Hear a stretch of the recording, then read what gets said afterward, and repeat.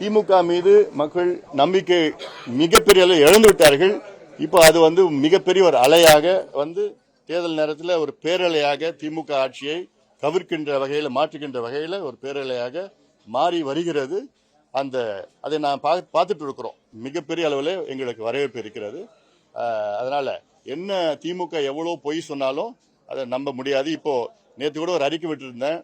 அதில் இப்போ நெடுஞ்சாலைத்துறையில் இப்போ திடீர்னு பார்த்தா 2000 கோடிக்கு டெண்டர். அந்த நிதி எப்படின்னா வருகின்ற அடுத்த ஆண்டு 2026-27 ஆண்டுக்குள்ள பட்ஜெட்ல முன்கூட்டியே அதுல இருந்து அந்த பட்ஜெட்ல இப்ப எடுக்கிறாங்களாம். எடுத்து இப்ப அவசரமா 2000 கோடி செலவு பண்ணது என்ன அவசரம்?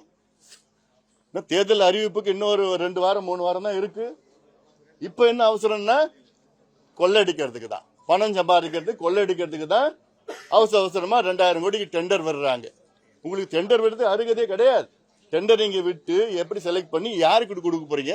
என்ன அந்த முன் பணம் வரணும். அதுக்காக தான் இந்த தேர்தல் செலவு பண்ணணும்னு சொல்லிட்டு அதுக்காக தான் கொள்ளை அடிச்சிட்டு இருக்காங்க. எல்லா துறையிலையும் கொள்ளை நடந்துட்டு இருக்குது.